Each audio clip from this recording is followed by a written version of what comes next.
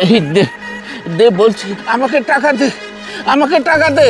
বাবা দেখো, আমি এখন টাকা কোথায় পাবো বলো তো? আমি সবেমাত্র গাড়িটা নিয়ে বের হলাম, এখনো তো বহনই করতে পারলাম না, তাহলে আমি টাকা কোথায় পাই বলো তো? এই শোন, তুই বইনি করতে পার আর না পার সেটা আমার দেখার বিষয় নয়। আমার টাকা লাগবে, তুই আমাকে টাকা দে। টাকা না হলে আমি বাঁচবো না। বাবা তুমি কেন বুঝতে চাও না বলো তো? তুমি আমাকে 2 ঘন্টা সময় দাও, আমি কিছু আইসক্রিম বিক্রি করে 2 ঘন্টা পর তোমাকে টাকা দিচ্ছি।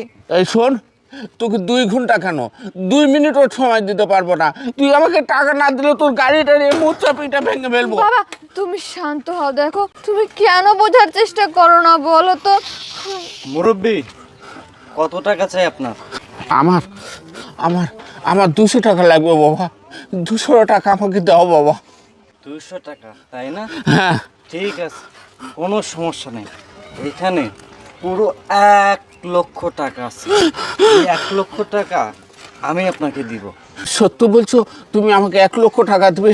হ্যাঁ, এই 1 লক্ষ টাকা আমি আপনাকে দিব।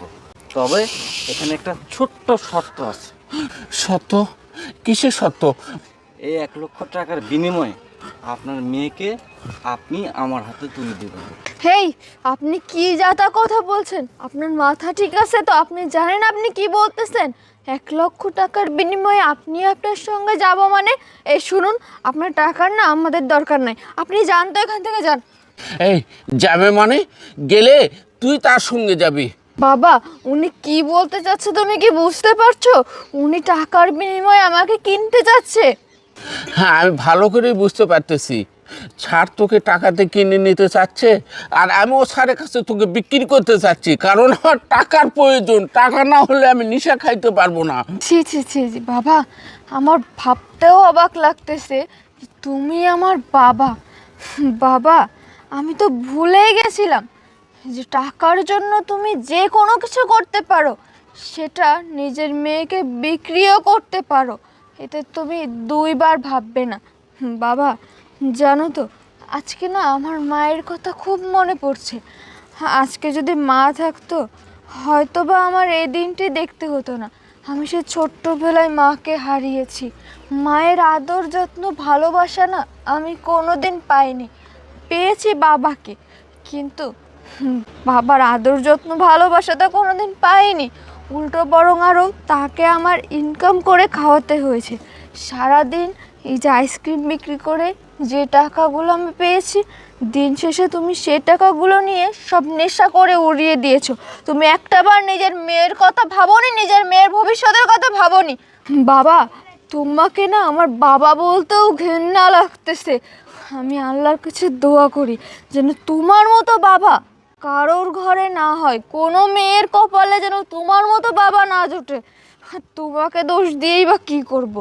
দোষ না, আসলে সব আমার কপালের, আমার ভাগ্যটাই খারাপ। স্যার আপনি একটা কাজ করুন, আপনি বরং টাকাগুলো ওনাকে দিয়ে দিন। আর আমার কোথায় যেতে হবে আপনি বলুন। দেন দেন, টাকাগুলো আমাকে দেন। এই নিন, চল আমার সাথে। 1 লক্ষ টাকা অনেক দিন ধরে বসে আমি নেশা করতে পারবো, এতগুলো টাকা আমার জীবনেও দেখিনি।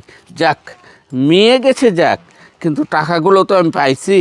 অনেক দিন ধরে আমি নেশা খাবো। আমি যাই, আজকেও নেশা খাবো। আসো, এটাই আমার বাসা। আপনার বাসায় তো দেখতে মাশাআল্লাহ অনেক সুন্দর, একদম পুরো রাজমহল। আচ্ছা এবার বলুন আমাকে কি করতে হবে? সবই জানতে পারবে, আগে ভিতরে চলো। আসো আসো আসো। এই যে এই ওয়ার্ডরোবের ভিতরে মেয়েদের পোশাক রাখা আছে, তোমার যেটা পছন্দ হয় তুমি সেটা পরে নাও। স্যার আমি এখন বুঝতে পারছি আপনি আমাকে দিয়ে কি করাতে চাচ্ছেন। আরে ধুর, তুমি কিচ্ছু বুঝতে পারোনি। তুমি যা ভাবতেছো একদম ভুল ভাবতেছো। মানে? মানে আমি তোমাকে পছন্দ করি, আমি তোমাকে ভালোবাসি। আমি ঠিক 1 বছর আগে তোমাকে আমি প্রথম দেখি। বিশ্বাস করো, আমি যেদিন তোমাকে প্রথম দেখেছিলাম না, তখনই না তোমাকে আমার অনেক ভালো লেগে গেছে। আমি তোমাকে ভালোবেসে ফেলেছি। ওই যে বলতে পারো লাভ অ্যাট ফার্স্ট সাইট।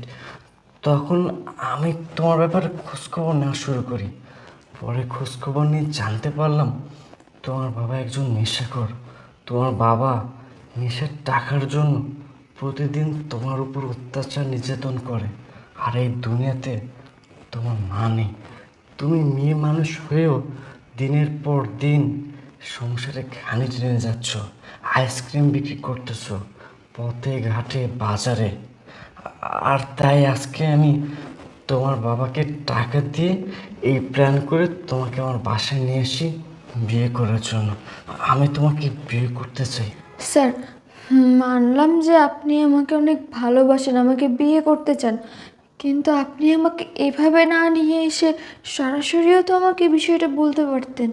হ্যাঁ, আমি চাইলে সরাসরি গিয়ে তোমাকে বলতে পারতাম, কিন্তু আমি এটা ভেবেছিলাম আমি যদি সরাসরি গিয়ে তোমাকে বলতাম আমি তোমাকে পছন্দ করি, আমি তোমাকে বিয়ে করতে চাই, তুমি হয়তো ভাবতে আমি তোমাকে নিয়ে মজা করতেছি, আমি তোমাকে নিয়ে উপহাস করতেছি।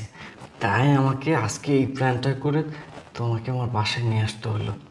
স্যার, সবে বুঝলাম, কিন্তু আপনি একটু আগে বললেন যে ওয়ার্ড্রপে মেয়েদের ড্রেস আছে, কিন্তু আপনার ওয়ার্ড্রপে মেয়েদের ড্রেস কেন? আপনার কি স্ত্রী আছে? আরে না বোকা, আমি তো বিয়ে করিনি, তাহলে আমার স্ত্রী আসবে কোত্থেকে?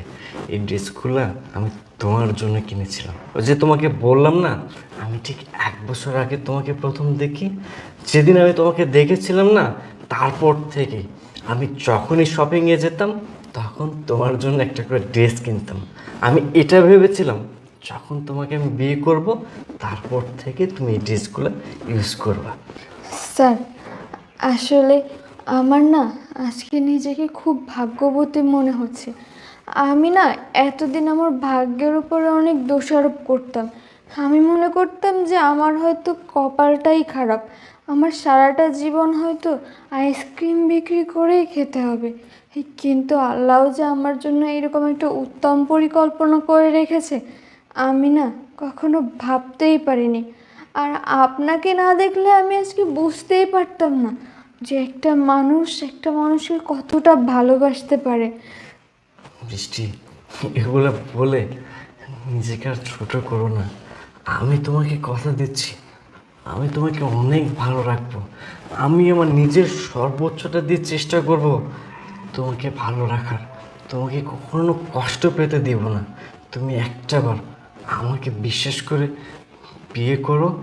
আমি তোমাকে কথা দিচ্ছি, গাড়ি বাড়ি টাকা পয়সা সোনা অলংকার যা লাগে আমি সব কিছু দিয়ে তোমাকে আমি আমার মনের রাজধানী বানিয়ে রাখবো। আমি ভালোবাসার কাঙ্গাল বৃষ্টি। স্যার, আমি আপনাকে বিয়ে করতে রাজি। সত্যি বলতেছো? তুমি আমাকে বিয়ে করবা? হ্যাঁ স্যার। জানো, তোমার এই কথা শোনার পর আমার কলিজাটা একদম ঠান্ডা হয়ে গেছে। আজকে আমি অনেক অনেক খুশি। আজকে দিনের মতো এত খুশি মনে হয় আগে আমি কখনো হইনি। ঠিক আছে, তুমি তাহলে যে কোনো একটা ড্রেস পরে রেডি হয়ে নাও, আমরা এক্ষুনি কাজে অফিসে যাব, গিয়ে বিয়ে করে ফেলবো। আচ্ছা ঠিক আছে। আচ্ছা ঠিক আছে, আমি তোমার জন্য ওয়েট করতেছি। আচ্ছা। আচ্ছা।